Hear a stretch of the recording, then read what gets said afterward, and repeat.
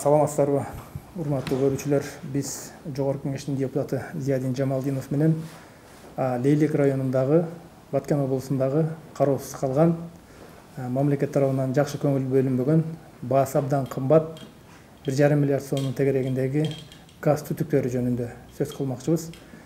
Зияш мырза, айтсаңыз, ушул газ түтүктөрү азыр кимдин кароосунда, кандай акыбалда?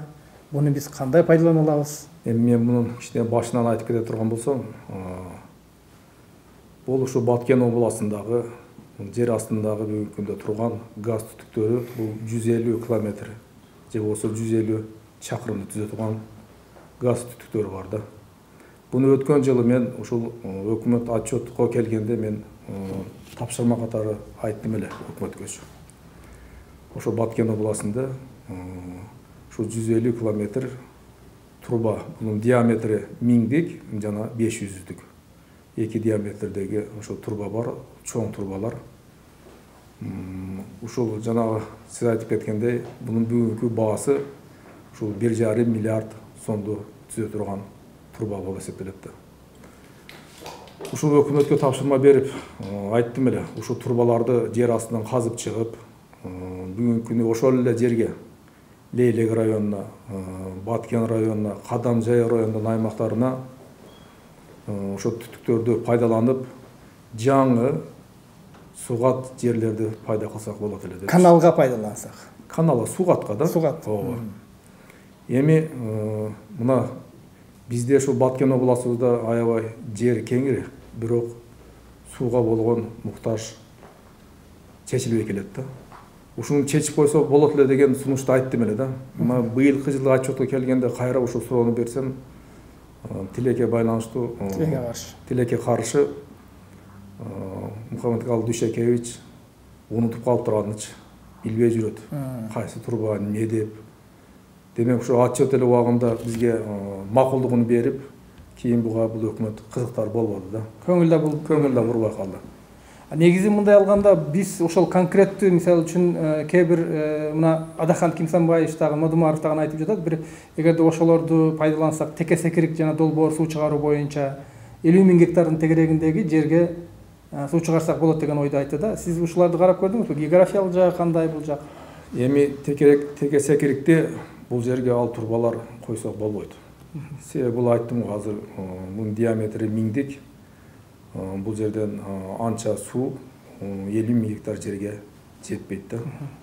Бул эгерде биз бул турбаларды иштете турган болсок, демек жаңы 10 000'ден 15 000 гектарга чейин жерди сугат жерге айландырсак болот. Анан бул турбалардын бүгүнкү күндөгү акыбалы кандай?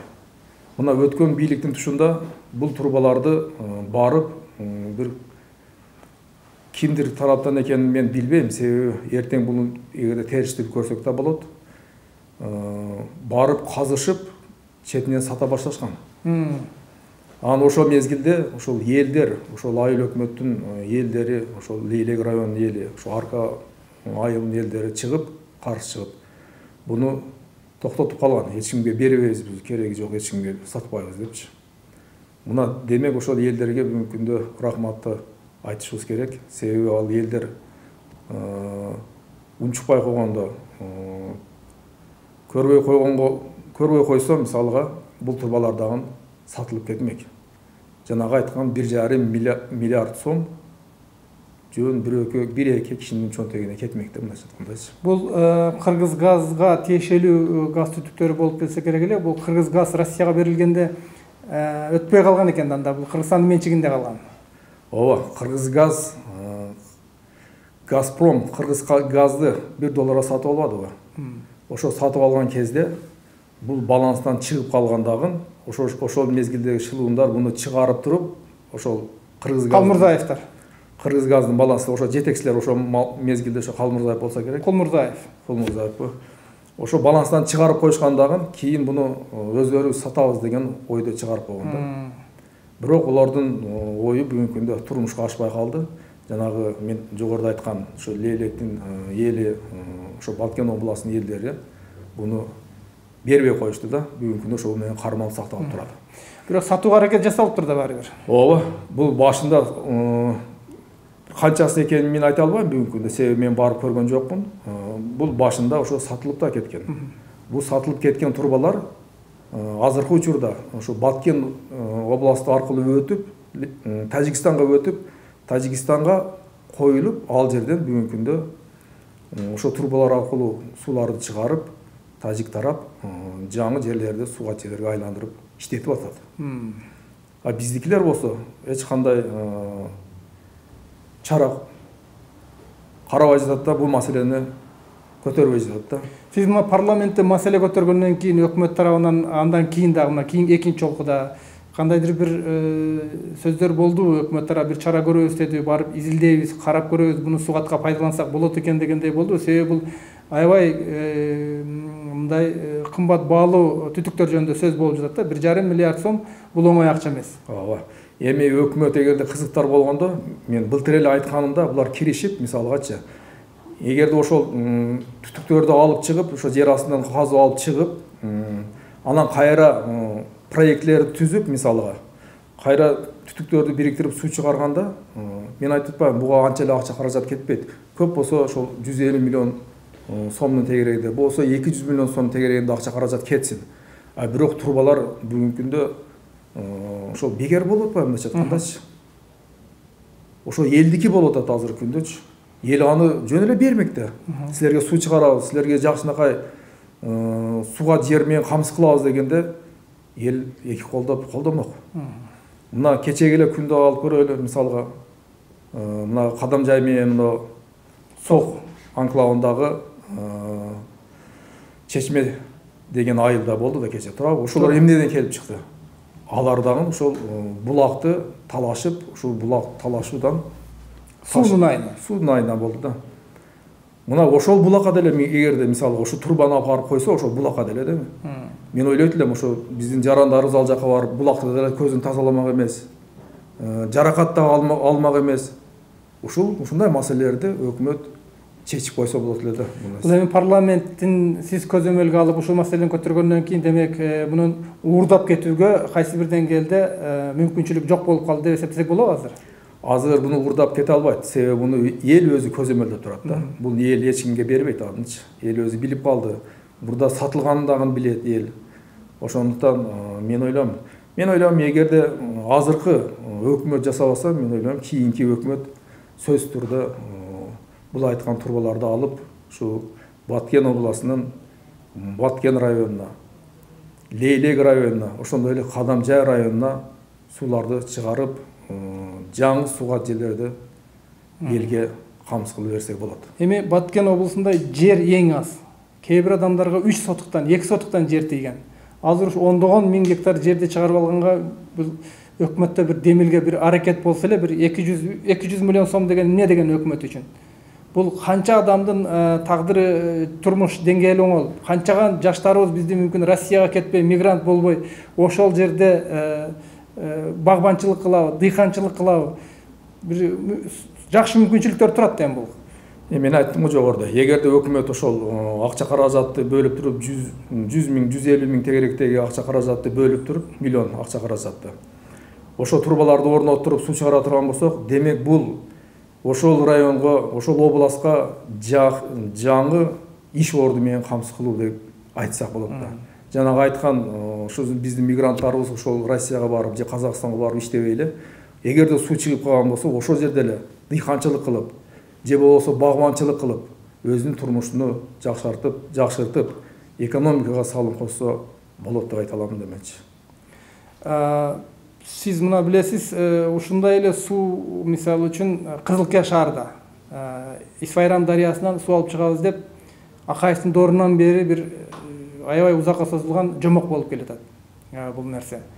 Мүмкүн ошол жерге дагы ошогон турбалар, түтүктөр пайдаланылса, шаарга мисалы үчүн Кыргызстан боюнча ошол Кызылкия шаарында бир 4 саат, 2 саат гана суу берилет. Шаардыктар эптеп бир кыска мөөнөттүк убакытка берилген суу менен эптеп тиричилик кылып жүрөт да, мындай эми кыйын акыбалда аябай. Ал дагы тунук суу чыгышы кыйын кээде. Мүмкүн ушул Исфайрам дарыясы Өзбекстанга түз агып кетип жатат. Мүмкүн ошол түтүктөрдү ал жерге пайдаланса кандай болот эле? Ушу Баткен областынын, кыскасы Баткен областынын кайсы шаарына болбосун, кайсы районуна болбосун, бардыгына колдонсо болмок да. буга жөн эле каалоо керек. Ошо турбаларды алып иштетип суу чыгарыш керек.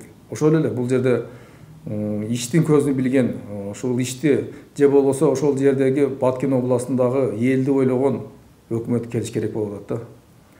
Анан эми анын үстүнө Баткен областыбыз бул чек ара областтарыбыздын бири, бүгүнкү күндөгү эң көйгөй областтардын бири болуп калды да.